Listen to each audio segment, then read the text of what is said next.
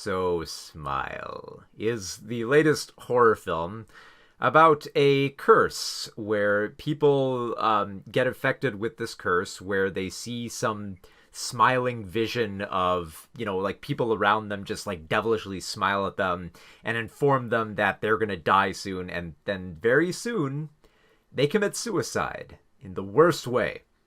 And after they commit suicide, whoever watched it gets passed on to that person. And the same cycle repeats over and over again. So, based on that, you probably think, okay, this sounds like The Ring. And yeah, it pretty much is The Ring. It very much is, yeah, like an investigative curse type horror film where you're just kind of like trying to figure it out and not quite figure it out because you kind of want to see what scares will happen and what happens within a certain deadline. Like, if I remember correctly, I believe the general deadline for this curse is about a week, so it's even closer to the Ring than I thought.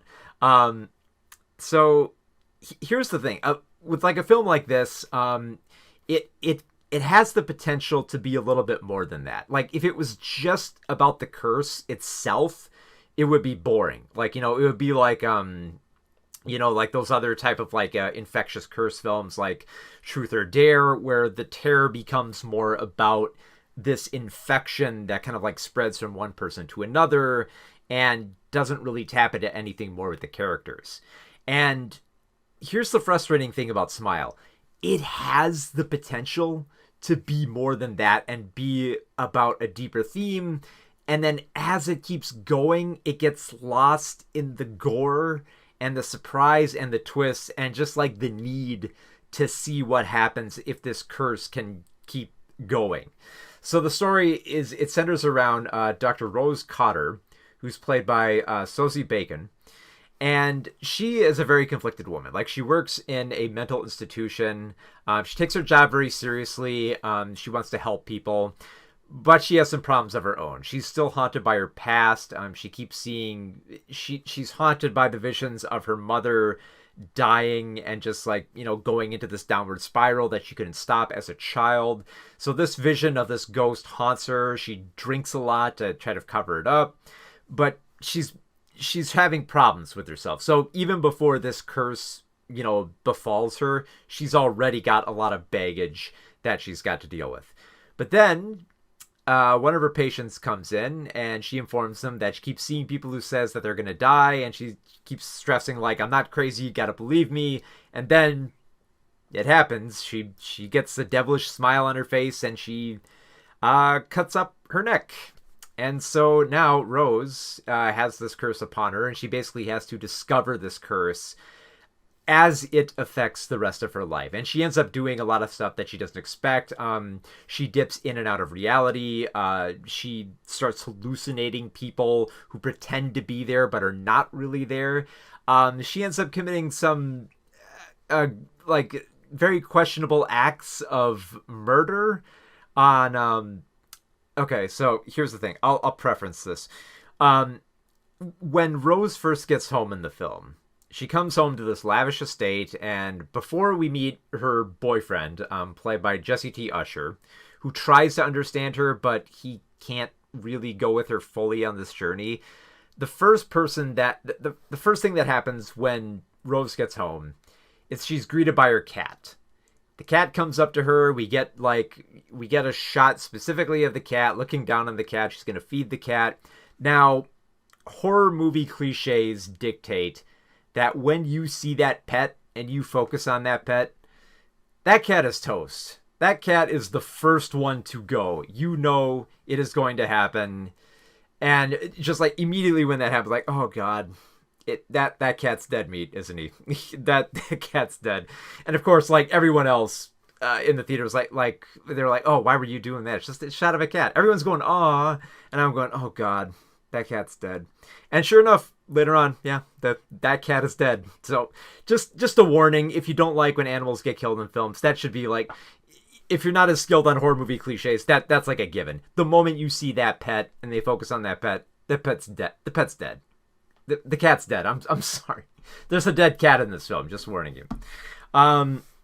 Now, the overall theme of trauma that Rose is dealing with here, I mostly like. And I kept waiting for it to take off, to kind of explore it further and try to make this more a story about Rose coming to terms with her own trauma as opposed to just, just trying to lift the curse.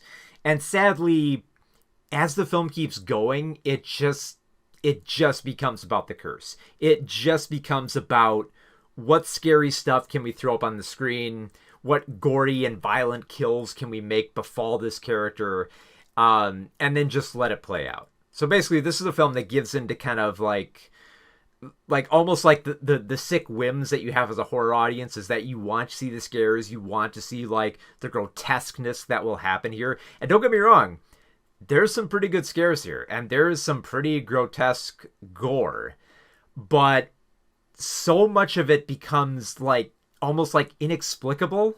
Like for instance, there's one scene where Rose has a hallucination where someone is brutally stabbed and is bleeding from the mouth, and then at the same time somebody else is ripping off their face with like just screaming and just blood and flesh ripping all over the place. Gory, bloody scene, but it's all hallucination. And I think the further that it keeps going and focusing on the curse, it loses this focus about Rose trying to focus on the trauma. Like, it's weird. Like, it comes so close to focusing on it. Like, even in the third act, when it gets so close, because like the third act entirely takes place with Rose confronting like the home where she grew up in, and the spirit of her dead mother that kind of looms over her, which, gives her guilt about this trauma, that she should have done more and how she should have been there, and like this greater focus on like mental health, which kind of coats the film but isn't really explored that much.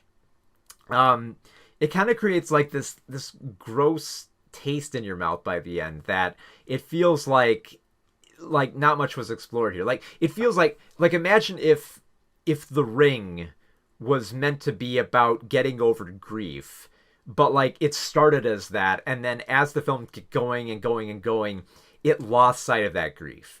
Like every now and then they would bring it up and they would address it and they would look at it for a moment and think about it for a few minutes before going back to the next scary thing.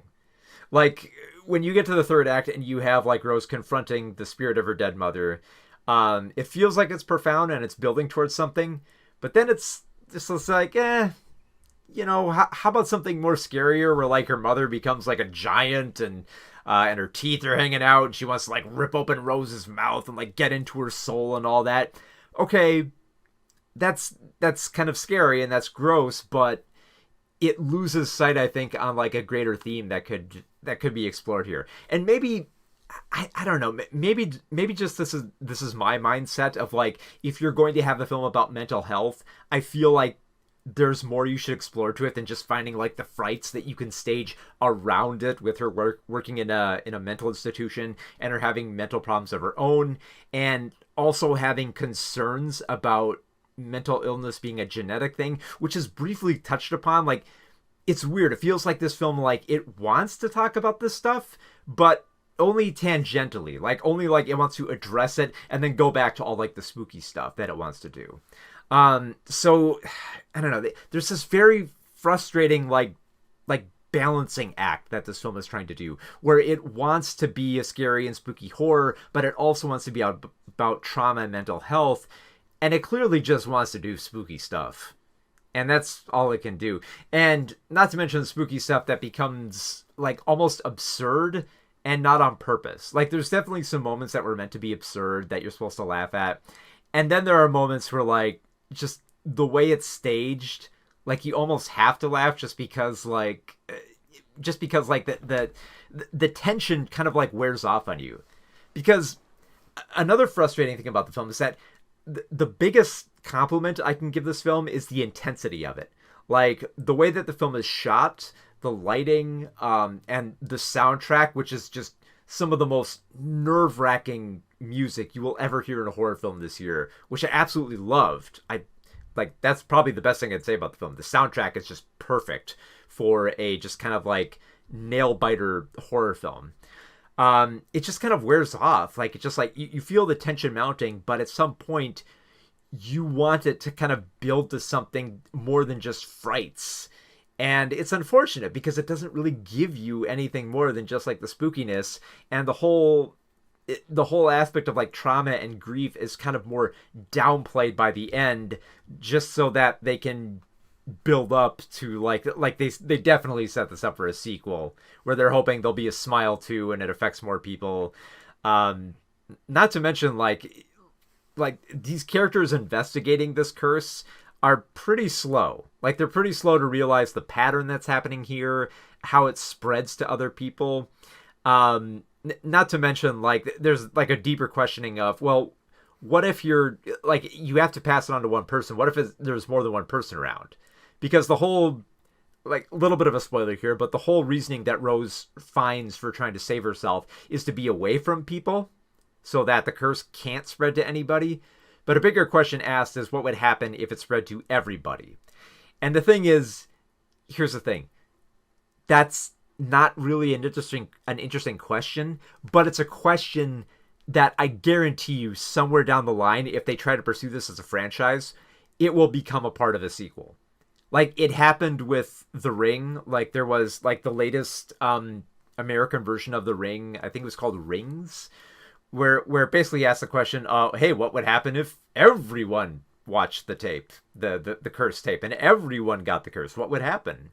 The same thing happened, and I think I got the poster up there, Truth or Dare. The same thing happened. What if it spread to everybody? And I guarantee you that's going to be the climax of another Smile film, where the central focus becomes more about the curse than a greater thematic element of mental illness, mental disorders, and dealing with trauma, where it just becomes like a peppering, where if they do more sequels, it will probably become less and less about that as it goes along. At least that's my speculation. Maybe there's something more that could be evoked with it, because there is potential in Smile to be more than just like, trying to figure out the supernatural curse type deal. But unfortunately, all it amounts to is just a handful of like spooky moments and just a lot of wasted potential.